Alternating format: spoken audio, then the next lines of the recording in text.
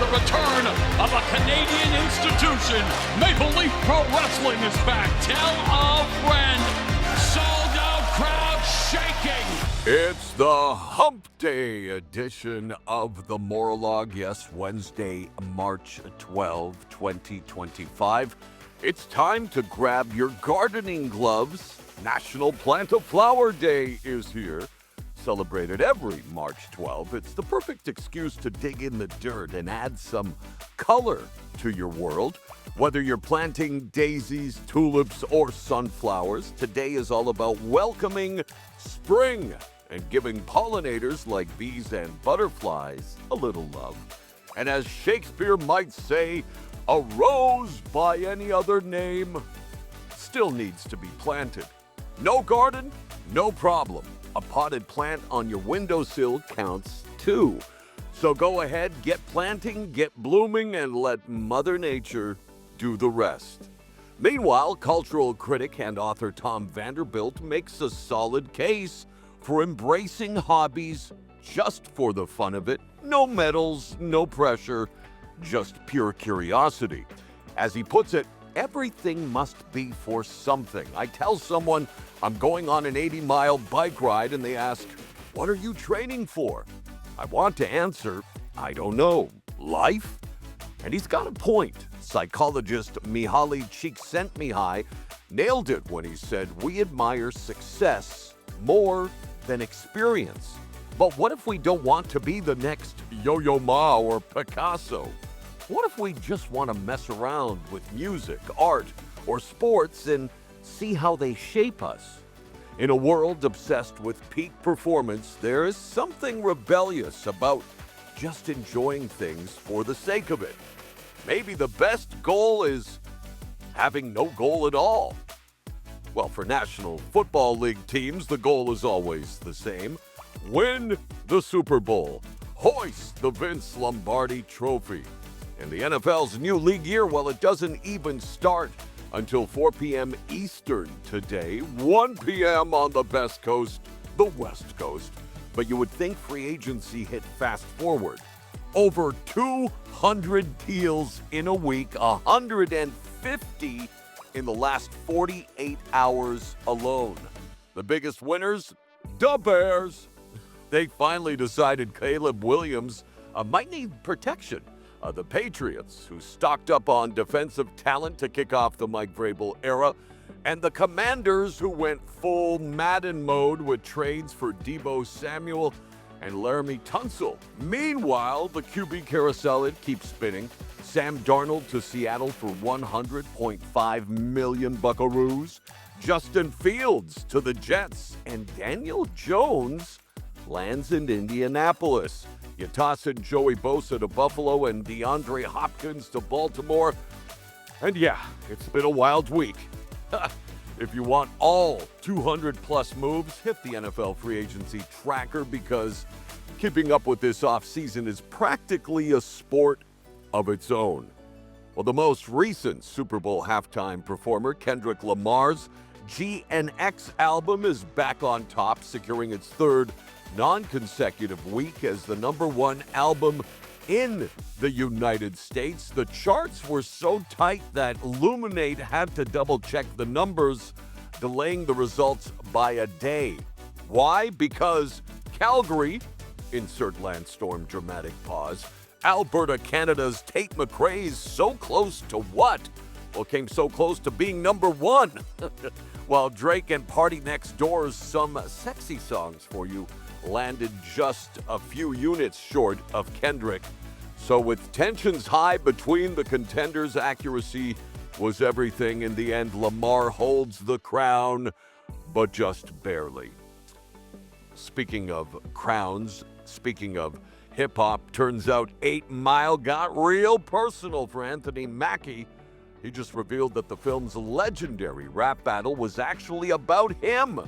On the Pivot podcast, Mackie said he told Eminem about his upbringing, two-parent household, Juilliard, the works, only for M to flip it and roast him as Papa Doc in the final battle. So yeah, when B-Rabbit called him out for going to a private school, He was really talking about Mackie. Fast forward to today, and Mackie is the one holding the shield literally. He's currently starring in Marvel's Captain America: Brave New World, officially taking over as Cap. And if that's not enough, he is voicing Ty in Sneaks this April and leading the action-packed Desert Warrior. From battle raps to box office heroics, Mackie stays winning.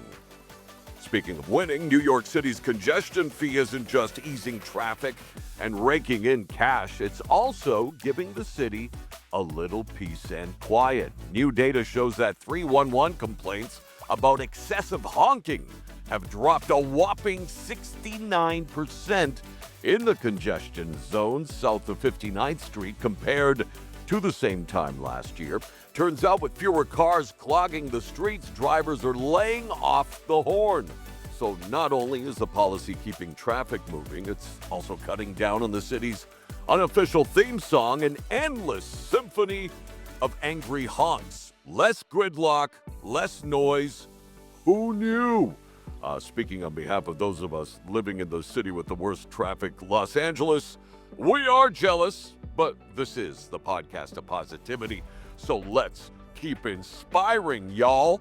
Dr. Michael Zulikofer, or is it Zolikofer? He has been helping patients in one of Baltimore's poorest neighborhoods for decades, refusing to charge those who couldn't pay.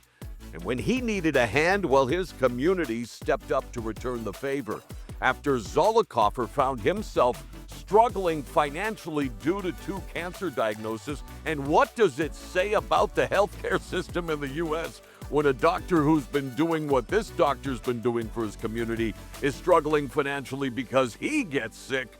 Well, the good news is his patients came together to help their selfless doctor with nearly 1,000 people crowdsourcing more than $100,000. One patient said, and I quote, "Dr. Z, or as we say in Canada, Dr. Zed, will not give up on you, so we damn sure ain't giving up on him," close quote. You know, I recently started taking meds again for my bipolar disorder after white-knuckling it for years. My mood has appeared to stabilize already, but as soon as it happens, I immediately think it's all in my head, which, literally and figuratively. I was talking to a friend about the placebo effect, and I came across this information from renowned psychologist Dan Ariely, who reminds us that the placebo effect isn't just smoke and mirrors. It's proof that the mind is calling more shots than we realize. When people think about a placebo, such as the royal touch, they usually dismiss it as just psychology. But there is nothing just about the power of a placebo, and in reality, it represents the amazing way our mind controls our body. Translation: belief alone can spark real physical change, whether it's a sugar pill easing pain or a Lucky Charm boosting confidence. The brain is basically running its own secret pharmacy. So maybe, just maybe, a little positive deception isn't such a bad thing after all. Finally, they told me, follow your dreams. So I went back to bed.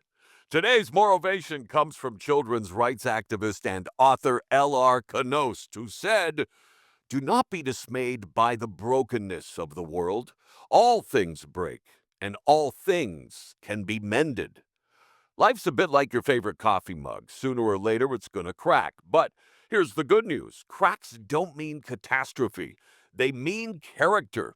Just like a shattered world, we can mend, rebuild, and even come back stronger.